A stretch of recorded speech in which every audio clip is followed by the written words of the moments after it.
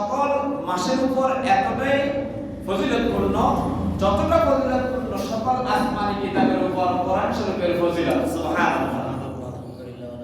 এরপরে বিশ্বনবী বলেন শাবান মাসের ফজিলত হলো তেমন পৃথিবীতে যত পয়গম্বর আল্লাহ পাক প্রেরণ করেছেন সব পয়গম্বরের মর্যাদার চাইতে আমি নবীর মর্যাদা যেমন শাবান মাসের মর্যাদা সকল মাসের উপর তেমন। সুবহানাল্লাহ। এরপরে বিশ্বনবী বলেন রমজান মাসের মর্যাদা হলো তেমন গোটা পৃথিবীর সৃষ্টি জগতের উপরে আল্লাহ রাব্বুল আলামিনের মর্যাদা যেমন রমজান মাসের মর্যাদা সকল মাসের উপরে তেমন। সুবহানাল্লাহ। তাহলে এই হাদিস শরীফ থেকে আমরা পাই না শাবান মাসের মর্যাদা হলো তেমন অন্যান্য নবীদের উপর বিশ্ব নবীর মর্যাদা যেমন। সুবহানাল্লাহ। এজন্য বিশ্ব নবী বলতেন শাবান শাহরি ওয়া রমজান শাহরুল্লাহ। ও আমার সাহাবীরা রে শাবান মাস হচ্ছে আমি নবীর মাস, রমজান মাসটা হলো আমার আল্লাহর মাস। সুবহানাল্লাহ। আমার ভাইরা বাবারা তাহলে শাবান মাসের ফজিলত সম্পর্কে আমরা জানবো ইনশাআল্লাহ। শাবান মাসের আমল হলো 5টি। কয়টি? সবাই বলেন শাবান মাসের আমল কয়টি? এক নম্বরে বেশি বেশি রোজা রাখা, বেশি বেশি রোজা রাখা। 2 নম্বর হলো বেশি বেশি পবিত্র কোরআন কারীম তেলাওয়াত করা। 2 নম্বরে বেশি বেশি করে কোরআন কারীম তেলাওয়াত করা। 3 নম্বর হলো বেশি বেশি করে দান সদকা দান করা, বেশি বেশি করে আল্লাহর রাস্তায় দান করা। তারপরে 4 নম্বর হলো সব সময় এই শাবান মাস যেহেতু বরকতের মাস, রহমতের মাস, এজন্য আল্লাহর কাছে ফরিয়াদ করা, আল্লাহ শাবান মাসের বরকত থেকে আমাদেরকে বঞ্চিত করিও না। শাবান মাসের 5 নম্বর আমল হলো বেশি বেশি ইস্তেগফার করা, তাওবা করা, ইস্তেগফার করা। এই 5টি বিষয়ের উপর আমি যতটুকু পারি কথা বলার চেষ্টা করব ইনশাআল্লাহ। আয়েশা রাদিয়াল্লাহু তাআলা আনহা قالت فما رأيت رسول الله صلى الله عليه وسلم استكمل صيام شهر إلا رمضان।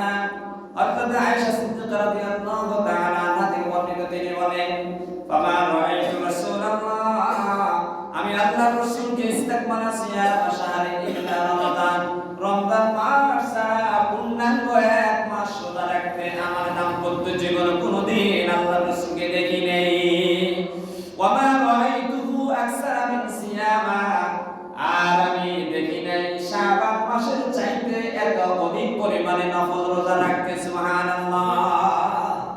ওয়ামা রাআইতুহু আকসারা সিয়ামা মিনহু ফি শাবানা।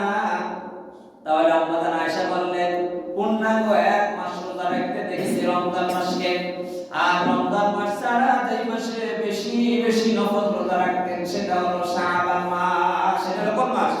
শাবান মাস। এরপরে আম্মা আয়েশা সিদ্দিকা রাদিয়াল্লাহু তাআলা আনহা থেকে আরেকটি হাদিস শরীফ বর্ণিত কানা আহাব্বু শুহুরে ইলা রাসূলিল্লাহি সাল্লাল্লাহু আলাইহি ওয়াসাল্লাম আন ইয়াসুমা শাবানা। আম্মা আয়েশা সিদ্দিকা বলেন হুজুরের প্রিয় আমলগুলোর ভিতরে একটা প্রিয় আমল হলো শাবান মাসে বেশি বেশি নফল রোজা রাখা। আয় আল্লাহ আমাদেরকে শাবান মাসে বেশি বেশি রোজা রাখার তৌফিক দান করুন বলি আমিন। আমার ভাইরা বাবারা হযরতে উসামা বিন যায়েদ রাদিয়াল্লাহু তাআলা আনহু থেকে বর্ণিত তিনি বলেন قال قلت رسول الله। হযরত উসামা বিন যায়েদ রাদিয়াল্লাহু তাআলা আনহু থেকে বর্ণিত তিনি বলেন قلت رسول الله আমি আল্লাহর রাসূলকে প্রশ্ন করলাম, আমি আল্লাহর রাসূলকে বললাম ইয়া রাসূলুল্লাহ ওয়ালাম আরাকা তাসুমু মিন শাহরিন মিন শুহুরিন। ও আল্লাহর হাবিব রমজান মাসের পরে আপনাকে আমি শাবান মাসে বেশি রোজা রাখতে দেখি। মা তাসুমু মিন শাবানা কেন গো নবী আপনি বেশি বেশি করে শাবান মাসে নফল রোজা রাখেন? ফাজাবা রাসূলুল্লাহ সাল্লাল্লাহু আলাইহি ওয়াসাল্লাম ফাজাবা রাসূলুল্লাহ সাল্লাল্লাহু আলাইহি ওয়াসাল্লাম আল্লাহর পয়গম্বর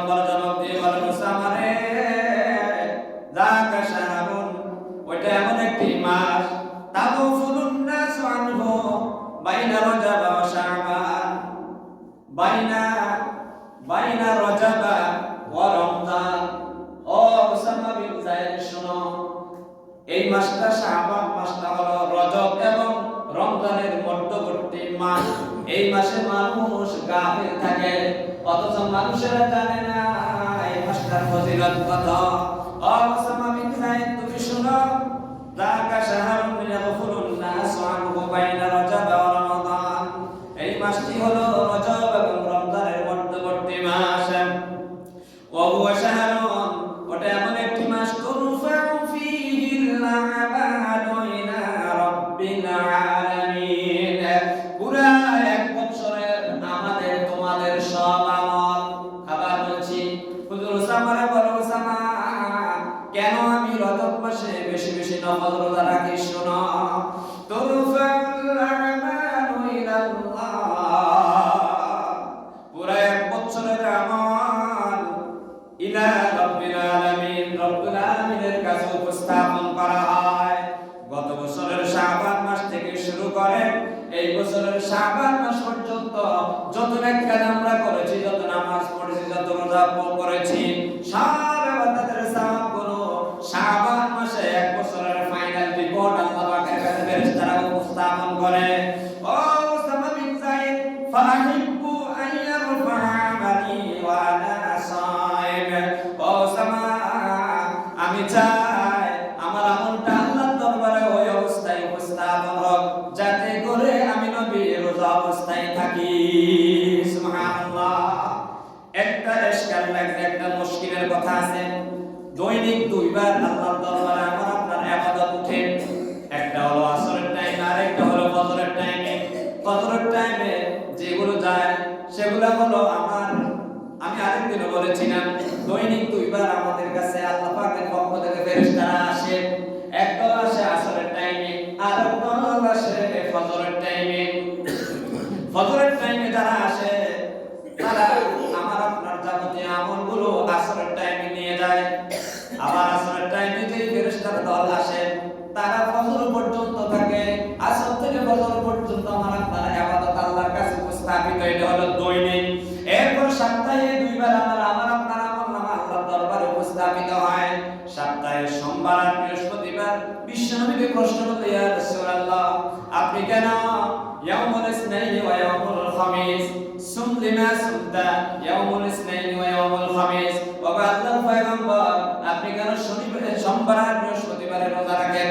আল্লাহর হাবিব বললেন, সোমবার আর বৃহস্পতিবার, সোমবারে আমার জন্মদিন, এজন্য আমি এটা কেক কেটে পালন করি না রে, আমি রোজা রেখে আমি আমার জন্মদিনটা পালন করি। তাছাড়া এটার আরেকটা ফজিলত হলো, সোমবারে বান্দার আমলগুলো আল্লাহর দরবারে উপস্থাপিত হয় আর বৃহস্পতিবারে বান্দার আমলগুলো আল্লাহর দরবারে উপস্থাপিত হয়। এজন্য সোমবার আর বৃহস্পতিবারে আমি রোজা রাখি। তাহলে দৈনিক দুইবার আমার আপনার ইবাদত আল্লাহর দরবারে উপস্থাপিত হয়, এটা হলো দৈনিক আমল। সাপ্তাহিক আমল সাপ্তাহে দুইবার আল্লাহর দরবারে উপস্থাপিত হয়, সেটা হলো সোমবার আর বৃহস্পতিবারে। আর বাৎসরিক আমল আমার আপনার সব আমলগুলো একবার উপস্থাপিত হয়, সেই মাসটাও এক মাস উপস্থাপিত হয়। সেই মাসটার নাম হলো শাবান মাস। সুবহানাল্লাহ। তাহলে সপ্তাহে যায় কয়বার? দুইবার। দৈনিক যায় কয়বার? দুইবার। আর পুরো বছরের পূর্ণাঙ্গ রিপোর্টটা এক মাসে। এই কোন দিন যাবে? এই শাবান মাসে কোন দিন যাবে তা আমরা জানি না। এজন্য আল্লাহ রাসূল বললেন, ওয়া আনা উহিব্বু আন তারফা আইয়ারফা আমালি ওয়া আনা সাইম। এজন্য আমি পছন্দ করি যাতে করে আমার পুরো বাৎসরিক রিপোর্টটা এমন অবস্থায় আল্লাহর কাছে উপস্থাপিত হোক যাতে করে আমি রোজা অবস্থায় থাকি। সুবহানাল্লাহ। তাহলে এটা কি শুধু হুজুরের জন্য না, আমাদের জন্য? আল্লাহ আমাদেরকে আমল করার জন্য কবুল করুন, বলি আমিন। তাহলে এখান থেকে আমরা পাইলাম শাবান মাসের অন্যতম একটা আমলের নাম হলো নফল রোজা। পারবো ইনশাআল্লাহ? আল্লাহ আমাদেরকে আমল করার জন্য কবুল করুন, বলি আমিন। শাবান মাসের দ্বিতীয় আমল হলো বেশি বেশি করে কোরআন শরীফ তেলাওয়াত করা। কি করা? সারা বছর তো তেলাওয়াত করবেন, তবে শাবান মাস আসলে গতি বাড়ায় দিবেন, তার চাইতে বেশি গতি বাড়ায় দিবেন রমজান মাসে। সুবহানাল্লাহ। কেন এটা? যাতে করে রমজান মাসে আপনি কোরআন শরীফ তেলাওয়াত করতে, রোজা রাখতে আপনার কষ্ট না হয়। ফি টেস্টের পরে টেস্টের পরে ফাইনাল। আমরা পরীক্ষা দেই না, তাহলে আপনার টেস্ট ভালো করতে হলে ফি টেস্ট লাগবে, আর ফাইনাল ভালো করতে হলে টেস্ট লাগবে। তাহলে ফি টেস্ট হলো রজব মাস, টেস্ট হলো শাবান মাস, ফাইনাল পরীক্ষা হলো রমজান মাস। সুবহানাল্লাহ। আল্লাহ রাসূল আরেকটি হাদিস শরীফে বললেন, কৃষকের একটা দৃষ্টান্ত দিলেন। কৃষকেরা প্রথমে জমিকে তৈরি করে, তারপরে বীজ বপন করে, তারপরে ফসল কাটে। কৃষকদের ধাপ হলো তিনটা: জমি তৈরি করা একটা ধাপ, বীজ বাছাই করে বীজটা রোপণ করা আরেকটা ধাপ, এরপরে বীজটা রোপণ করার পরে পরিচর্যা করার পরে ফাইনাল ধাপ হলো এই ফসলগুলো সুষ্ঠুভাবে জমি থেকে বীজের ঘরে নিয়ে আসা। আল্লাহ রাসূল বললেন, রজব মাসের কাম হলো জমি তৈরি করার মতো। তুমি তোমার আমলের ক্ষেত্র তৈরি করো, সামনে তোমার মহান সফলতার মাস আসতেছে, রমজান মাস। সুবহানাল্লাহ। এরপরে শাবান মাসটা হলো কৃষকের বীজ বপন করে এটা পরিচর্যা করার মাস, আর রমজান হলো ফাইনালি ফসলগুলো কেটে আপনার আমলনামায় যোগ করবেন, রহমত বরকত এবং নাজাত নিয়ে যাবেন। সুবহানাল্লাহ। কথা কি বুঝেন আমার ভাইরা বাবারা? তাহলে শাবান মাসের দ্বিতীয় আমল পাইলাম আমরা বেশি বেশি করে আল্লাহর জিকির করা, এর মানে হলো কোরআন কারীম তেলাওয়াত করা। আল্লাহ রাব্বুল আলামিন বলেন, আল্লাযীনা ইয়াযকুরুনা আল্লাহা কিয়ামান ওয়া qu'uদান ওয়া আলা জুনুবিহিম ওয়া ইয়াতাফাক্কারুনা ফী খালকিস সামাওয়াতি ওয়াল আরদ। আমি আল্লাহর অরিজিনাল বান্দা তারা দাঁড়ানো অবস্থায়, শোয়া অবস্থায়, বসা অবস্থায়, সর্ব অবস্থায় এক আল্লাহর জিকির কোরআন কারীম তেলাওয়াত করে। সুবহানাল্লাহ। আল্লাহ রাব্বুল আলামিন বলেন, ওয়াল্লাযী ইউসাল্লি আলাইকুম ওয়া মালাইকাতুহু লিইখরিজাকুম মিনাল যুলুমাতি ইলান নূরি ওয়া কানা বিল মুমিনিনা রাহিমা। তাহিয়্যাতুহুম ইয়াওমা ইয়ালকাউনাহু সালামু ওয়া আ'আদ্দা লাহুম আজরান কারীমা। ইয়া আইয়ুহাল্লাযীনা আমানু যকুরুল্লাহা যিকরান কাসীরা। তাহিয়্যাতুহুম ইয়াওমা ইয়ালকাউনাহু সালাম। আমার আল্লাহ বলে, রে বান্দা, তোদের জন্য আমার অভিবাদন, সেরা অভিবাদন, শ্রেষ্ঠ অভিবাদন হলো সালাম।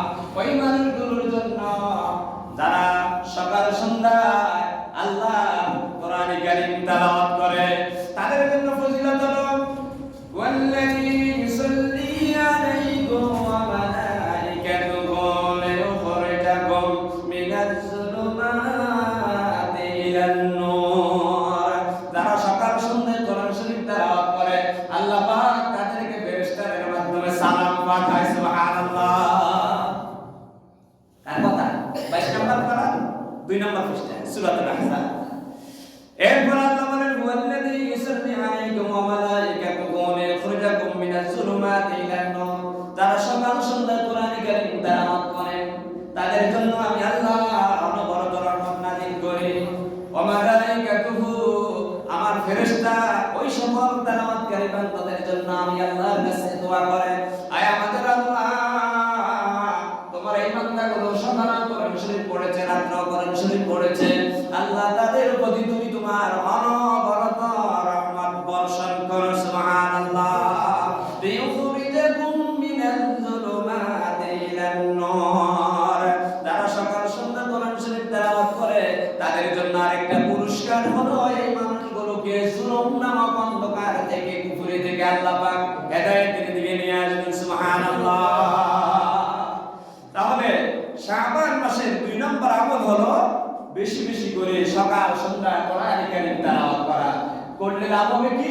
তাহিয়্যাতুহুম ইয়াওমা ইয়ালকাউনাহু সালাম। আল্লাহ তাদেরকে ফেরেশতাদের মাধ্যমে সালাম পাঠাবে দুনিয়া এবং জান্নাতে। প্রতি জুমাবার আল্লাহ পাক তাদেরকে সালাম দিবে। সুবহানাল্লাহ। তাহলে জান্নাতে প্রতি শুক্রবার আল্লাহর সাথে আল্লাহ দিদার হবে। জান্নাতে প্রতি জুমাবার কি বার বলেন? প্রতি জুমাবারে জান্নাতে আল্লাহর সাথে, জান্নাতি বান্দাদের সাথে, জান্নাতি মুমিন মুমিনাতের সাথে আল্লাহ পাকের দিদার হবে, আল্লাহ সালাম দিবে। দিবে ওই সকল মানুষগুলোকে যারা সকাল সন্ধ্যা আল্লাহর কোরআন শরীফ তেলাওয়াত করেছে। সুবহানাল্লাহ। তাহলে এই যে ফজিলতপূর্ণ আমলগুলো আমরা সকালেও পড়ি না, রাত্রেও পড়ি না।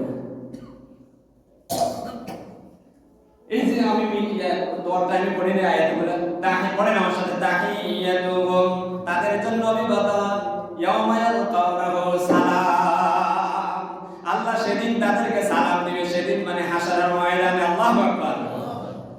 কাদেরকে সালাম দিবে? যারা সকাল সন্ধ্যা কোরআন কারীম তেলাওয়াত করে। সুবহানাল্লাহ। ইয়া আইয়ুহাল্লাযীনা আমানু যকুরুল্লাহ, এই ইমানদাররা আল্লাহর জিকির বেশি বেশি করো। আল্লাহর জিকির মানে হলো কোরআন। শ্রেষ্ঠ জিকির হলো কোরআন কারীম। লা ইলাহা ইল্লাল্লাহ কালিমা পড়ে, কালিমার জিকিরটা হলো সেরা। তো কালিমার কথা কোরআন শরীফে আছে, তাহলে শ্রেষ্ঠ জিকির কোরআন কারীম। ইয়া আইয়ুহাল্লাযীনা আমানু যকুরুল্লাহা যিকরান কাসীরা, এই ইমানদাররা তোমরা আল্লাহর জিকির করো। ওয়াসাব্বিহুহু, এবং আল্লাহর তাসবিহ করো। বুকরাতান ওয়া আসীলা, সকাল এবং সন্ধ্যা। ওয়াসাব্বিহুহু বুকরাতান ওয়া আসীলা। ওয়াসাব্বিহু মানে সুবহ মানে হলো সকাল, বুকরান মানে হলো বিকাল। আরব দেশে সুবহ বকরা কয়, ঠিক নেই? ওয়াসাব্বিহুহু বুকরাতান ওয়া আসীলা, তারা সকাল এবং সন্ধ্যায় আল্লাহর কোরআন কারীম তেলাওয়াত করে। আল্লাহ পাক তাদেরকে সালাম দিবে। আল্লাহু আকবার। ভাইও আল্লাহ সালাম পাইলা কিছু লাগে। আব্দুল কাদের জিলানী আল্লাহর কাছে বলতো, আল্লাহ তুমি যদি আমাকে জান্নাতে দিয়া কোনদিন খোঁজ খবর না নাও, ওই জান্নাত আমার দরকার নেই। আবার তুমি যদি জাহান্নামে দিয়া, আমি আব্দুল কাদের জিলানী করো, আমি আব্দুল কাদের জিলানীকে বলো, ও আব্দুল কাদের তুমি কেমন আছো? তুমি যদি আমাকে একটা সালাম দাও জান্নাতি মেহমান হিসেবে, তাহলে ওটাই আমার জন্য জাহান্নামে থাকলো ওটা আমার জন্য জান্নাত হয়ে যাবে। যেমন ইব্রাহিম খলিলুল্লাহকে নমরুদ জাস হারাম দাদা ওটা বিশ্বরিয়া নবী ইব্রাহিম খলিলুল্লাহকে অগ্নিকুণ্ডে নিক্ষেপ করেছিল। ইব্রাহিম খলিলুল্লাহকে আল্লাহ বললেন, ইয়া নারু কুনি বারাকান ওয়া সালামান আলা ইব্রাহিম। ও ইব্রাহিম, তোমার উপর সালাম, টেনশন করে না, আগুনের কোনো ফল নেই। সুতরাং আব্দুল কাদের জিলানী বলল, মাওলা রে, চাই না জাহান্নাম, চাই না জান্নাত, ও মাওলা রে, চাই তোমার রেজামন্দি। স্ত্রীকে গাড়ি বাড়ি সব দিল, বিল্ডিং দিল, কিন্তু স্বামী যদি স্ত্রীর সাথে কথাবার্তা না বলে, বলেন তো এই গাড়ি বাড়ি, এই বিল্ডিং, এই সুন্দর রুমের কোনো মূল্য আছে? আর স্ত্রীর কোঠের ঘরে একটা রাখলো, বাংলাদেশে একটা ঘরে আছে। প্রতিদিন স্বামী অফিস থেকে এসে একটা সালাম দেয়, কি তোমার কেমন আছো? যাওয়ার টাইম বলে, কি তোমারে আমার বাচ্চাগুলোর দিকে খেয়াল রাখিও, আমি অফিসের দিকে যাই। কুড়ির ঘরটা হলেও আল্লাহ রাসূল বলেন এটা একটা জান্নাত। সুবহানাল্লাহ। এজন্য আব্দুল কাদের জিলানী বলল, আল্লাহ আমি তোমার কাছে জান্নাত চাই না, জাহান্নাম চাই না, মাওলা রে চাই শুধু তোমারে। আমার মাওলার সালাম যদি পেতে চান, সকাল সন্ধ্যা কোরআন শরীফের কাছে যান। বলেন, আমার মাওলার সালাম যদি পেতে চান, সকাল সন্ধ্যা কোরআন শরীফের কাছে যান। যাইতে পারবো ইনশাআল্লাহ। তাহলে শাবান মাসের দ্বিতীয় আমল হলো বেশি বেশি করে কোরআন শরীফ তেলাওয়াত করা। আর তিনটা পয়েন্ট আছে, এজন্য বলতে হবে, তো এজন্য এই চ্যাপ্টার শেষ আরো শুনতে পারবেন। কোরআন শরীফের শানে কত আলোচনা করি, তবে ওই রাত্রে যেগুলো বলছি সেগুলো আমরা আজকে বলিনি। নতুনত্ব কথা তো আপনাদেরকে শুনাইতে হবে। আর আল্লাহর কোরআন শরীফের নতুনত্ব কথার অভাব নেই, হাদিস শরীফের নতুন কথার অভাব নেই। আল্লাহু আকবার। আমরা শুধু গবেষণা করতে জানি না। আমার মায়ের বাবারা, শাবান মাসের 3 নাম্বার আমল হলো বেশি বেশি করে দান সদকা করা। শাবান মাস যখন আসতো, আল্লাহ রাসূল বেশি বেশি করে দান সদকা করতেন। আল্লাহ রাসূলুল্লাহ সাল্লাল্লাহু আলাইহি ওয়াসাল্লাম বিশ্বনবী ফরমায়, আস-সাদাকাতু বুরহান, দান সদকা হলো নাজাতের অকাট্য দলিল। বেশি বেশি করে দান সদকা করবেন, যত বড় বিপদ আসবে আল্লাহ পাক আপনার উপর থেকে বিপদটা উঠায় নেবেন। সুবহানাল্লাহ। আমার ভাইরা বাবারা, আল্লাহ পাক জান্নাতি নারী পুরুষের 10টি কোয়ালিটি সূরাতুল আহজাব 22 নম্বর পারা প্রথম নাম্বার পৃষ্ঠার শেষ আয়াতে উল্লেখ করেছেন। সেখানে একটা কোয়ালিটি হলো ওয়াল মুতাসাদ্দিকিনা ওয়াল মুতাসাদ্দিকাত, ওই সকল দানশীল নারী এবং পুরুষ তাদের জন্য আ'আদাল্লাহু লাহুম মাগফিরা, আমি মহান ক্ষমা এবং মহান পুরস্কার রেখে দিয়েছি। আ'আদাল্লাহু লাহুম মাগফিরাতান ওয়া আজরান আযীমা, আমি তাদের জন্য মহান ক্ষমা এবং মহান পুরস্কার রেখেছি যারা দানশীল, যারা দাতা। আল্লাহ রাব্বুল আলামিন আরেক জায়গায় বলেন আস-সাবিরিনা ওয়াস-সাদিকিনা ওয়াল কানিতিনা ওয়াল মুনফিকিনা ওয়াল মুস্তাগফিরিনা বিল আসহার।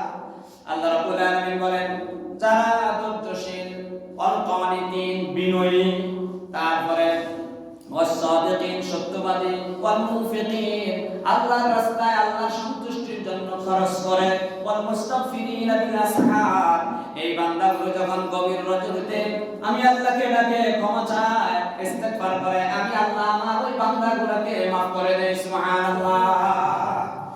তাহলে 3 নাম্বার আমরা পাইলাম বেশি বেশি করে দান সাদকা করা। দান সাদকা করলে আপনার উপর থেকে সব বিপদ উঠে যাবে।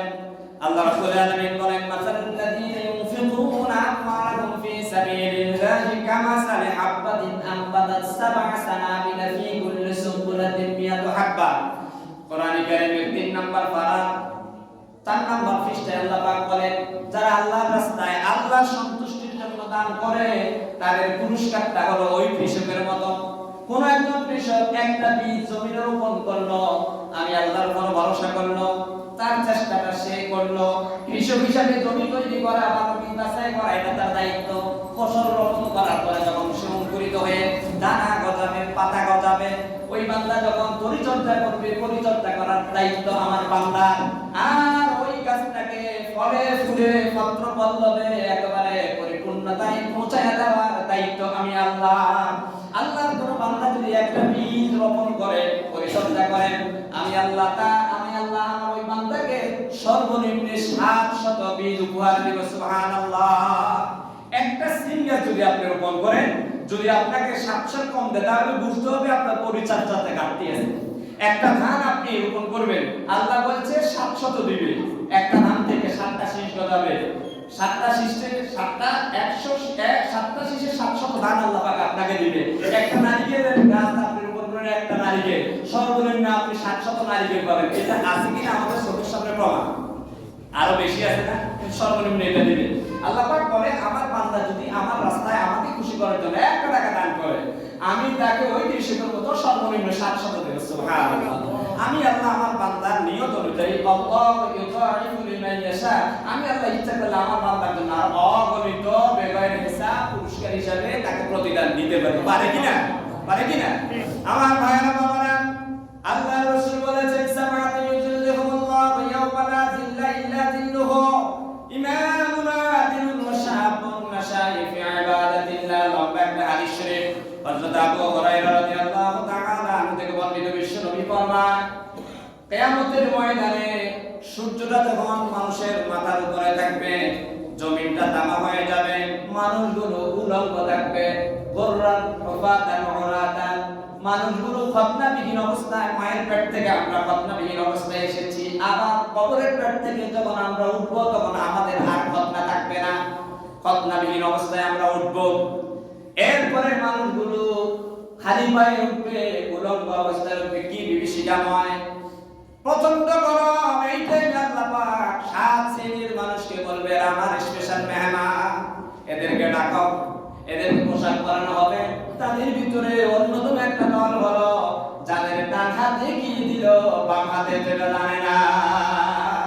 মা তুনফিকু বিয়ামিনিহি হাত্তা লা তা'লামা শিমালুহু, তাদের ভিতরে ওই একটা দল যারা আল্লাহকে খুশি করার জন্য ডান হাত দিয়ে গোপনে কি দিয়েছে, বাম হাতে জানে না। তার মানে হলো মানুষকে দেখাইয়া দান করে নাই। এই ব্যাপারে ইখতিলাফ আছে। কোরআন শরীফে আবু বকর সিদ্দিক রাদিয়াল্লাহু তাআলা আনহুর একটা আমল আছে, একটা আয়াত নাযিল হলো 3 নম্বর পারা 5 নম্বর পৃষ্ঠা শেষ আয়াত, আল্লাযীনা ইউনফিকুনা আমওয়ালাহুম বিল-লাইলি ওয়ান-নাহারি সিররান ওয়া আলানিয়াতান, যারা রাতে এবং দিনে প্রকাশ্যে অপ্রকাশ্যে দান করে তারা আমার খাস বান্দা।